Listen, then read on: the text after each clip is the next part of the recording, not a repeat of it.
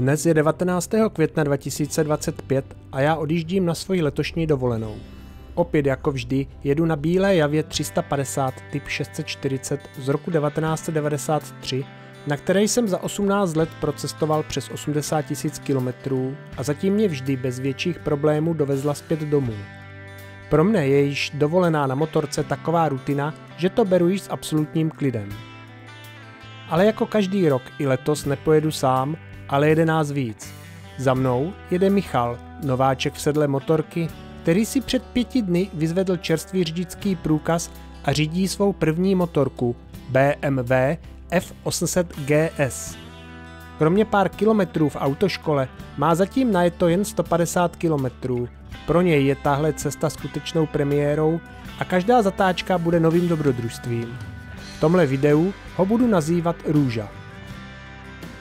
Nyní jsme právě opustili město Prostějov, které se nachází v srdci Moravy, a jedeme na Slovensko, kde se k nám má přidat třetí, poslední člen naší party, můj dlouholetý kamarád a spolucestovatel, který se také jmenuje Michal. Stejně jako já, také on pojede na Javě 350 typ 640, jenom ji má v černé barvě. Sejít se máme na čerpací stanici v obci Radošovce, která je 10 km za hranicemi. Já s Růžou tam pojedeme z Prostějova přes Němčice nad Hanou, Morkovice, Kyjov a Hodonín, kde přejedeme hranice na Slovensko a pak přes Holíč. Michal pojede z Otrokovic kolem starého města Uherského Hradiště do Bzence a přes Strážnici přijede na Slovensko, kde projede Skalici a Holíč.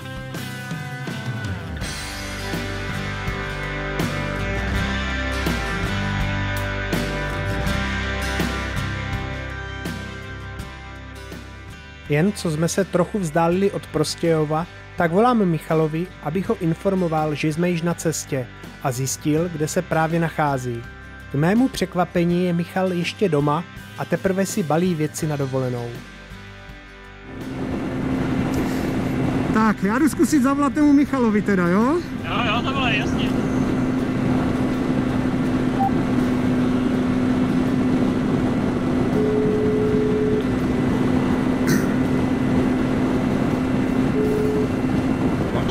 No čau, takže my jsme vyjeli, jo?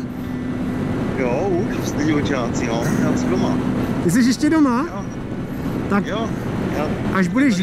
já jsem si bral kufry jako doma, abych si to nabalil ty brašny, abych to našlapal do toho tady a teď si zajdu jenom jakoby pro motorku, přijedu si s něho sem a jenom nacvaknu vlastně kufry. Tak.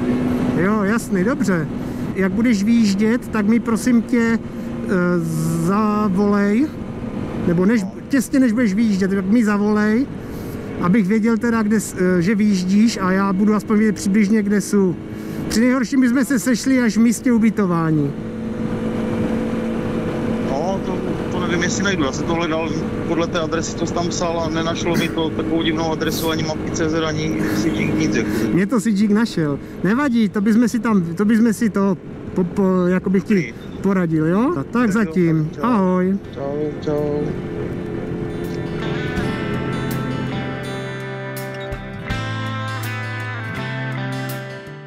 Když se Michal teprve balí, tak je mi jasné, že na něj budeme čekat.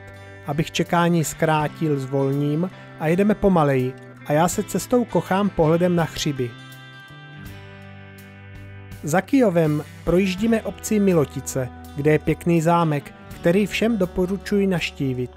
Mimochodem, na zámku je také půjčovna kostýmů, který si můžete za poplatek půjčit a udělat si v něm fotku na zahradě zámku. Za chvíli jsme v městě Hodonín. Když jej projdeme na druhou stranu, tam je již hranice na Slovensko. Nevím, co se tady děje. Tady je ta dekontaminační zóna pro ty kamionáky a tu lítavku. Jo, aha. Tož to jo potom.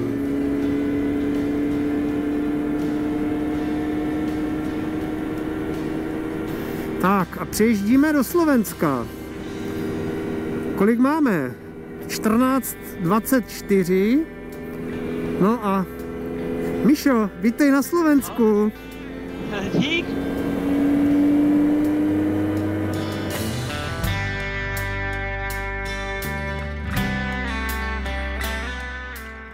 Za dalších 10 minut přijíždíme na domluvené místo, kde se máme s Michalem sejít. A jsme tu. Někde to tady zapichneme. Pod střechu, ne, to jde. Ke dveřím. No jistě. Tak jo. Šup. Si dám kafe asi. Než jsme přijeli na Slovensko, si Michal stihl nabalit věci a přivést si motorku k domu, aby si na ní mohl naložit věci a potom za námi vyrazit. Popravdě jsme na jeho příjezd čekali téměř hodinu a po celou dobu se nám na benzínce proti naší vůli věnoval místní opilec. Ale nakonec jsme se Michala přece jenom dočkali.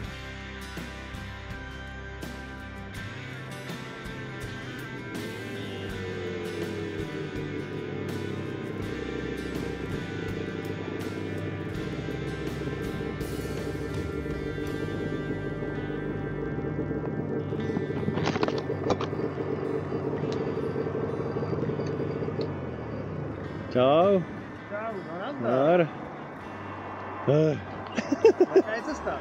Jo, cesta dobrá, až jsem si oblekl nepromoky, tak přestalo pršet. Nebo jako už jenom tak jsem tam kapka, že? Ale to jak jsem jel po té dálnici na ten Bzenec, tak vlastně to zesilovalo, tak říkám nic, tak už zastavím tady v odstavném pruhu, obleču se. No a pak začalo přestávat, jak jsem to oblekl, takže... Takže co, jak to vypadá, nevím co... Takže budeme pokračovat, nebo jak je to? Jo, můžem, počkej, já vypnu 360, já se jenom napiju. Už vím, 2 věci jsem zapomněl, ten prázdný, ten 20-litrový vak, co vozím na tom, když mám pak nějaký nákup. Ano. A pak jsem zapomněl batůžek s hydrovakem, kde jsem chtěl jako 2 litry vody jako pití, víš co, co mám koupený, takže to jsou 2 věci, co jsem zapomněl, takže to můžem. Nyní je naše cestovatelská parta kompletní, tak se již můžeme vydat na motodovolenou 2025. Můžem. Tak jeďte, Míša jde první, jo teda? Jo, tady jde první, jeď Míšo. Jeď Míšo. Tam doleva? Jo, doleva.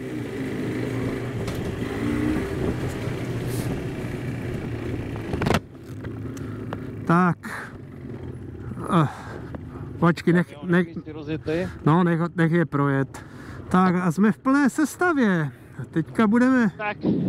Teďka jedeme jedeme směrem na Trnavu a čeká nás ještě dneska 2,5 hodiny cesty, celkem 155 kilometrů. Nádherný. Tak jedem.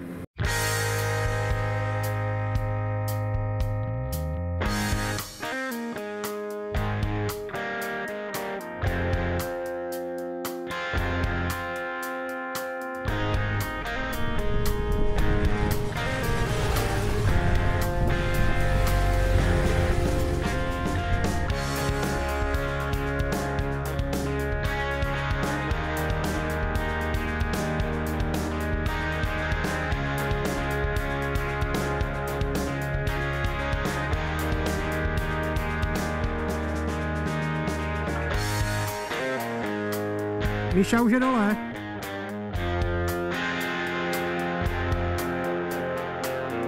Jo, tahle věcka se jako hýbe, ale já jsem má taky, jo.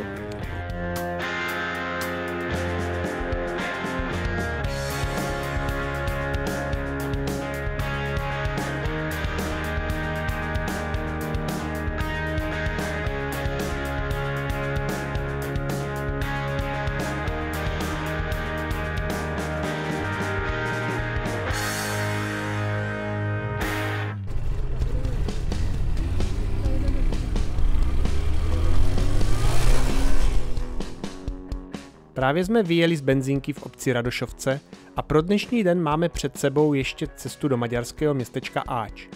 Pojedeme přes města Senica, Trnava, Sereď, Šala, Kolárovo, Komárno, kde přejedeme do Maďarska a 4 kilometry za hranicemi přijedeme do cíle dnešního dne, kde jsme si na dnešní noc zamluvili ubytování.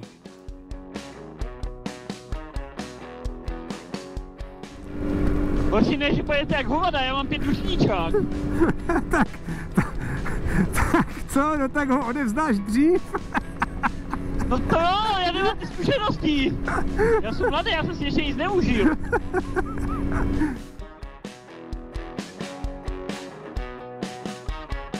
Tak, teďka jsme přijeli do Teredě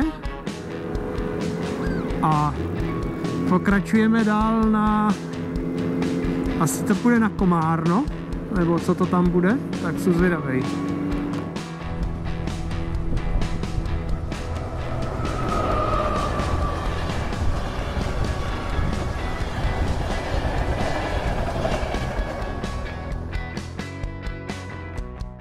Před obcí Kolárovo přejíždíme přes pěkný starý ocelový most, který je postaven přes Malý Dunaj.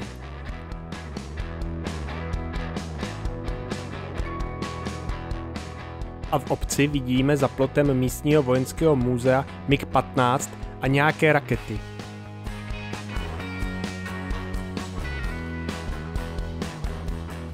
Potom již za pár minut přijíždíme u Komárna k hranicím s Maďarskem. I zde, z důvodu zabránění rozšíření slintavky, probíhá dezinfekce vozidel. Jsou hasičňáci, to je možná kvůli té slintavce. Jo, tak zbytečně nezrychluj, ať si nemyslí, že seš prase na útěku. Tady je stejně 30. Mhm.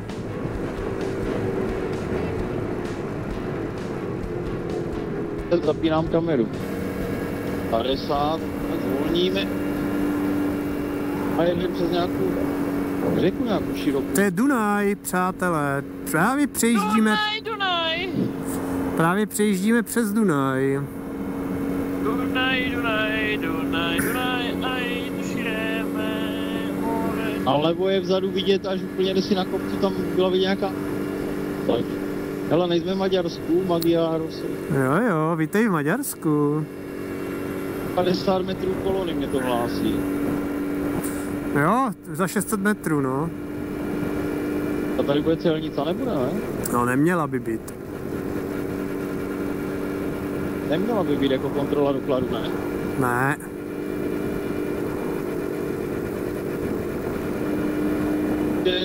Teďka už by mělo být i do toho, do Chorvatska, z Maďarska vlastně bez... A i do Rumunska. A do Bulharska. No a teďka musíme jít doprava asi. Jo, doprava. Tak pojedeme tady nějakým tím korytem nebo něco tady. Asi jo.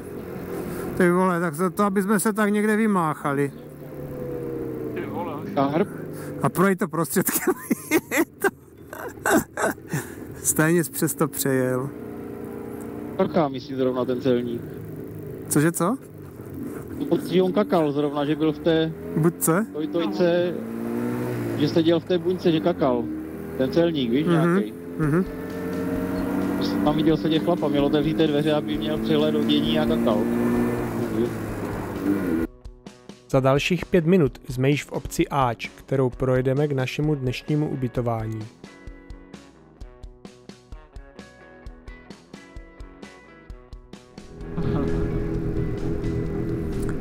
Tak. A to, co je vlevo, to je ono. Na rohu. Toto. To je? Toto? Jo. Apartmán, jo. Proč zastavuješ? Tady toto? Jo, to je ono. Bacha auto, žij, bacha auto. Stůj, auto.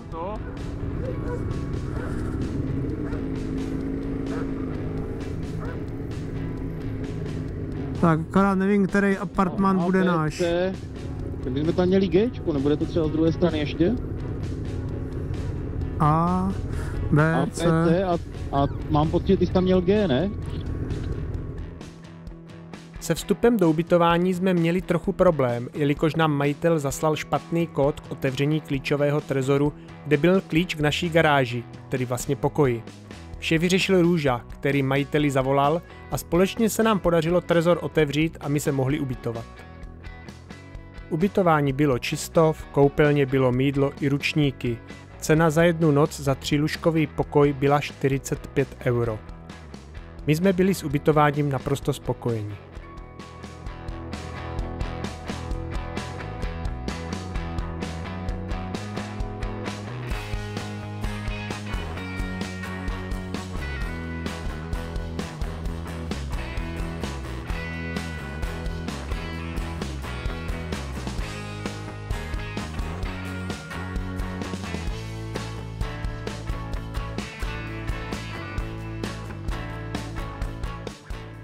Dnešní, to je první den dovolené, jsme ve 12:30 vyjeli z Prostějova a večer přijeli do maďarského města Áč k ubytování.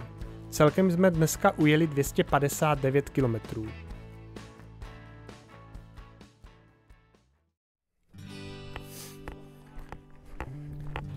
Dnes je 20. května 2025 a je to náš druhý den dovolené. Když se ráno balíme na motorky, tak z vedlejšího pokoje za námi přijdou na pokec spolubydlící, kteří jsou z Asie, takže si s nimi během balení motorek Růža anglicky pokecá. Zajímají je naše motorky a také kam jedeme. To mladé děvče nám ještě ukazuje, jakou má motorku u nich doma. No, today in Serbia, Bělehrad. Potom již vyjíždíme na cestu.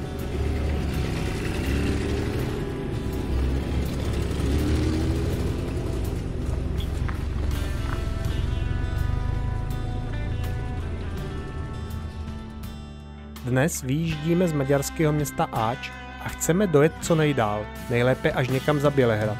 Proto je v plánu jet po dálnici. Za obcí Áč najedeme na dálnici M1 a pojedeme směrem na Budapešť.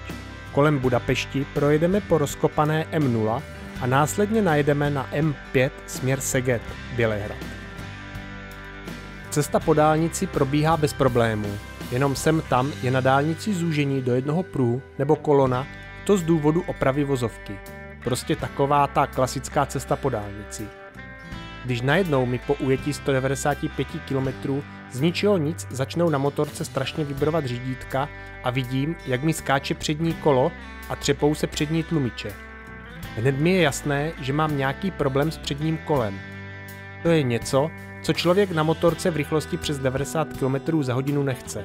V ten okamžik jsem pěkně znervózněl. Jo, poskakuje ti to nahoru dolů to kolo, no. Odstavný průchy, odstavný to je průchy za 21 km, no jako to mě jepne do té doby.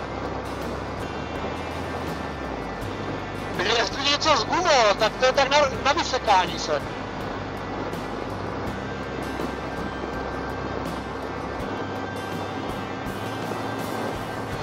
Je omezená rychlost na 100. No, poskakuje ti to, tak já vypínám nahrávání.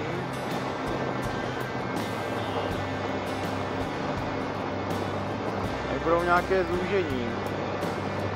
A jako kdyby ti ucházelo kolo, by to žvejkalo, že jo, ale to bys poznal, to bylo jak na žvíkačce, to by se netřepalo, to by neskákalo nahoru a důle. Hele, to bychom mohli zajet do odstavnýho. Mohli, jestli chceš. Nastavujem. Tady je to rozšířené ještě. Stavíme, jo? Aha, tak já jedu po prázdném kole před ním. Aha.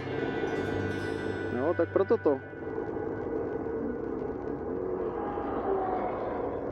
Tak jo. Počkej, to vyfotíme na telefon. Po zastavení jsem se tedy pustil do výměny duše, ale když se mi vytáhl, tak jsem nevěřil vlastním očím. Duše není píchlá, ale prasklá. To mi nikdo neuvěří. Počkej fotku, já to mám všechno. No, dělej to. No. To je fake, no.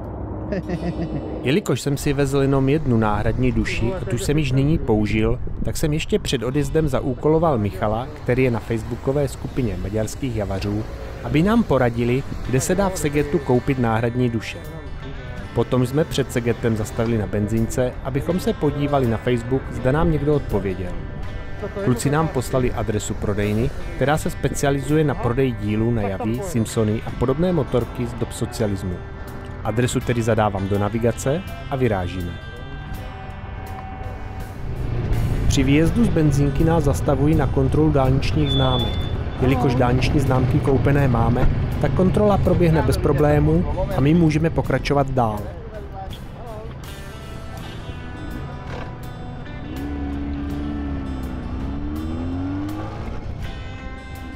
Za pár minut jsme ve městě Szeged. Díky navigaci obchod bez problému najdeme. Do ruky beru duši a ochranný pásek, který byl také přetržený, a jdu nakupovat. Za chvíli mám vše koupené. Tak napiš klukům, že jim děkujeme. Do skupiny na Java Hungary. Takže zaplatil jsem za všecko.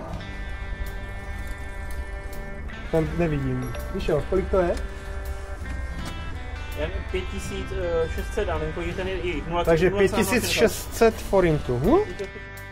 Po nákupu už konečně jedeme do Srbska. K přechodu hranic nevyužijeme hraniční přechod, který je na dálnici, ale na doporučení kamarádů, kteří tudy jezdí častěji, použijeme malý hraniční přechod, který je mimo hlavní tah a jmenuje se Asodhálom. Podle informací, které jsem od nich dostal, tam není téměř žádný provoz a odbavení probíhá rychle. A je to tady rovno teda? Je to znamená, ne? No a ty si potřebuješ ty papíry. Hej, no dobrý. Hello. Hello. Hello.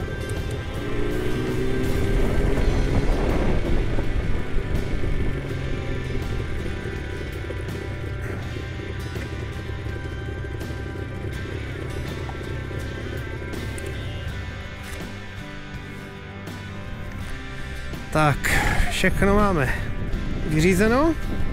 A teďka už jsme teda na hranici, na území Srbska. Hi, thank you. Kontrola proběhla rychle, bez nějakých caviků, takže jsme v pohodě. Zapnu si rukavice, jo? Jo, hoši, nasaďte se a popojedeme někde a zastavíme, protože pak musíme navolit teda kam pojedeme, jo? Aha, nepokojď.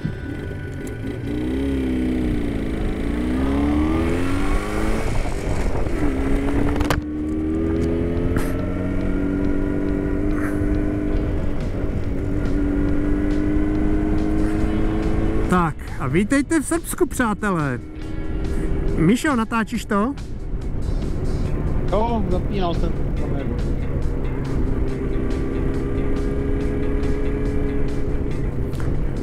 Tak, hele, tady zastavíme, uděláme si fotku, co vy na to?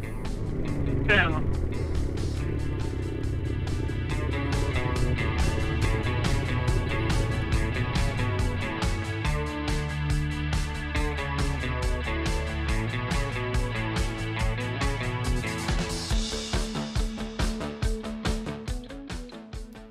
Jakmile jsme si udělali pár fotek, tak jsme se ještě na booking.com našli a zarezervovali ubytování. Proti našemu plánu, kde jsme počítali s tím, že dojedeme až někam za Bělehrad, jsme díky zdržení, opravou kola a nákupem náhradní duše ztratili hodně času. A tak jsme vybrali ubytování v městě Stará Pazová, která je ještě před Bělehradem. Takže nyní za obci Hejdukovo najdeme opět na dálnici a jedeme směr Bělehrad, před kterým z dálnice odbočíme a dojedeme do města Stará Pazová. Za použití dálnice v Srbsku platí nejenom auta, ale také motorky. Na rozdíl od Rakouska či Maďarska, kde se využívá systém dálničních známek, se v Srbsku platí mýtné přímo na mýtných branách. Jedna z těchto bran se nachází před sjezdem na Stará Pazova. Právě zde končí placený úsek dálnice A1, který vede od maďarské hranice až po Bělehrad. Takže jsme platili za motorku 400 srbských dinárů. To jde. Za mýtnou branou sjíždíme z dálnice a po pár minutách přijíždíme do města Stará Pazova. Potom trochu kličkování v ulicích a přijíždíme k dnešnímu ubytování. Ty vole. Co jsem to objednal? Ty vole, pěkný.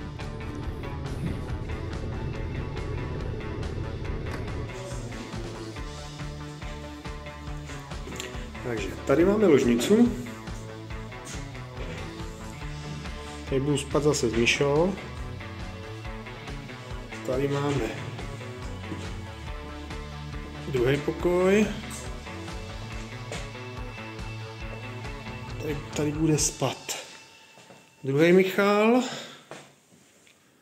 Tady máme kuchyňku. No a tam je záchod. Dnešní, to je druhý den dovolené, jsme ráno vyjeli z maďarského města Áč, které je u hranic se Slovenskem, a dojeli do srbského města Stará Pazova. Dnes jsme ujeli 451 km a celkem za 2 dny dovolené máme ujeto 710 km. Dnes je 21. května 2025 a máme před sebou 3. den dovolené. V noci pršelo a ještě ráno sem tam nějaká kapka spadne. Podle předpovědí počasí pršet nemá, ale přesto si raději na cestu oblékáme nepromoky. Jak jsme nabalení, tak v 8:15 vyjedeme z ubytovacího komplexu na silnici.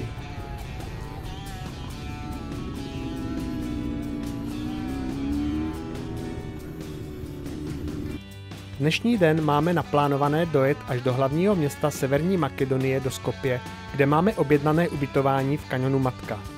Celou dobu pojedeme po dálnici A1. Nejprve objedeme Bělehrad a potom pojedeme na srbsko-makedonskou hranici, kde přejedeme do Severní Makedonie. Potom po makedonské dálnici dál do Skopje a do kanionu Matka. Takže dnes nás čeká nekonečná cesta po dálnici. U Bělehradu přijíždíme širokou řeku, která se jmenuje Sáva. Tato řeka pramení v dalekých Jurských Alpách, které jsou na severozápadu Slovinska, a protéká 4 státy, než u Bělehradu se vleje do Dunaje. Její celková délka je 990 km. Jedná se o jednu z nejvýznamnějších řek Balkánu. Za Bělehradem najíždíme opět na placený úsek dálnice A1, který končí až před hranicí se Severní Makedonií. Za tento 350-kilometrový úsek zaplatíme 990 srbských dinárů, což na naše dělá nějakých 205 korun.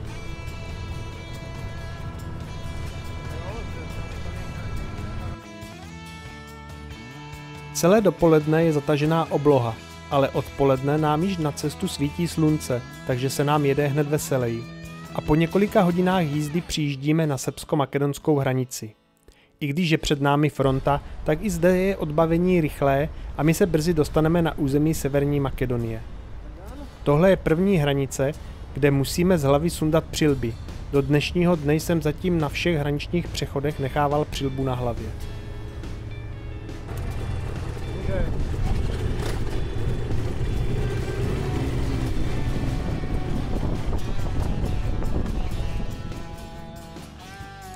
Z hranic do ubytování máme před sebou ještě 65 km, z toho 60 je po dálnici.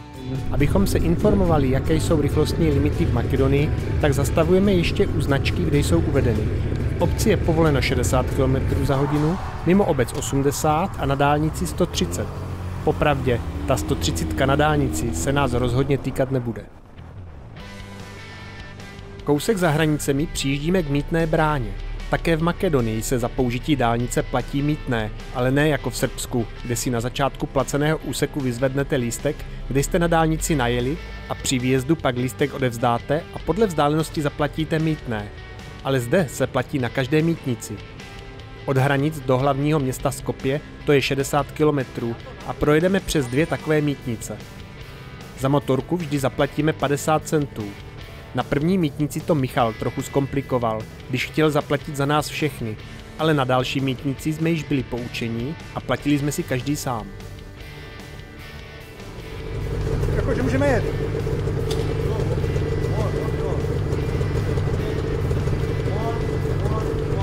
A vždycky závora 1, potom to, jo.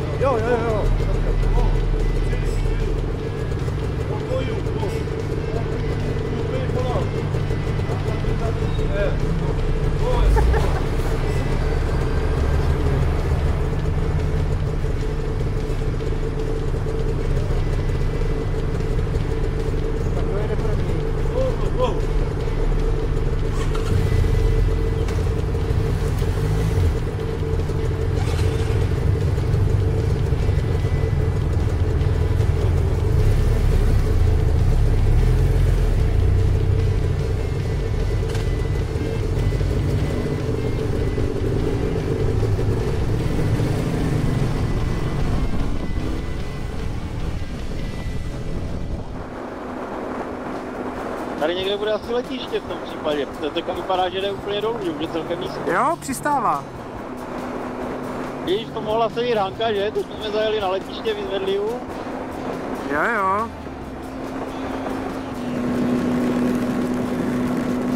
Tak, město Skopje nás vítá deštěm. Máme oblečený opět nepromoky a musíme se dostat do kanionu Matka, kde máme rezervovaný hotel. Tak jsem zvědavý, jak to dopadne, jelikož se nám tam nějak nezdá, nebo mně se teda nezdá to ubytování, přesně ta cesta k němu. Tak, aby jsme měli dneska kde spat. Za městem z dálnice sjíždíme a přes obec Glumovo jedeme do kanionu Matka. No bacha. A spousta děr zalitý vodou, jo, bacha. Kde je kaluž, tam je díra, počítejte s tím.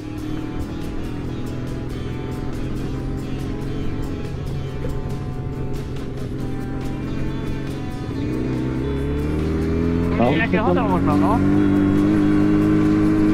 Vidíte něco, já tady vidím všude napsané Matka, ale nevím, to Matka Center, že tady jsou nějaké cedule. Je tady nějaký hotel jako rovně, no. Bacha, díra, tady přes celý. Jeli jste nahoru, jo? Jest, bacha, jo. Jo, jde nahoru, no. No a kam teď? Teď jsme dojeli, hoši. Tady, jo. Jo? Mhm. Tady žádný hotel někde? Ne. To bude to svinstvo tam někde cestou. Hele, já zajedu tam bokem, ať tady nestojíme vprostřed. To dresíkáře se dáme. To pséka? To dresíkáře. Káře hledá nějakého.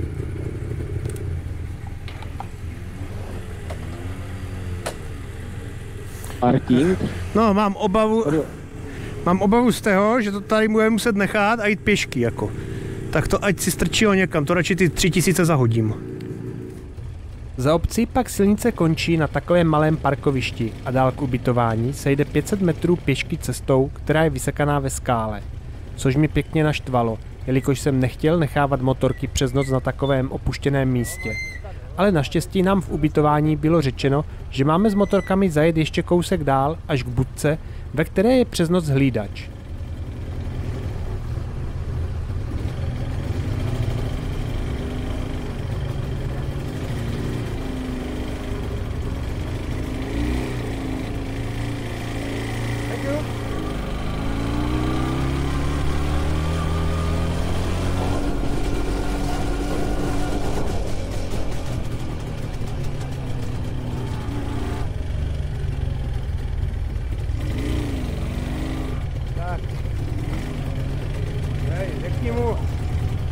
Dívej se, to není problém.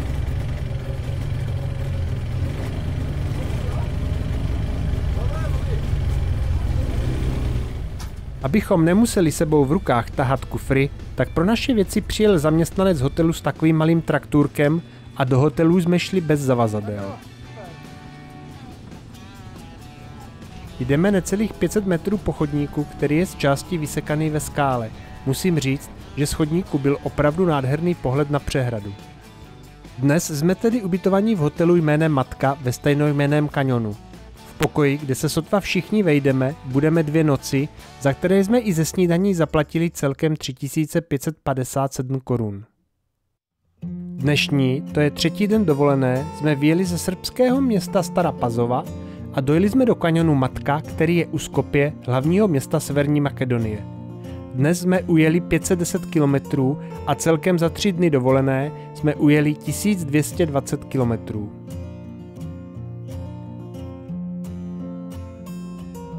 Dnes jsme konečně přijeli na první místo, kde se zdržíme. Kanion Matka je totiž náš první cíl na naší dovolené. Takže zítra nás čeká plavba lodí po přehradě ke Krápníkové jeskyni, kterou navštívíme, a na motorkách pojedeme do místních hor.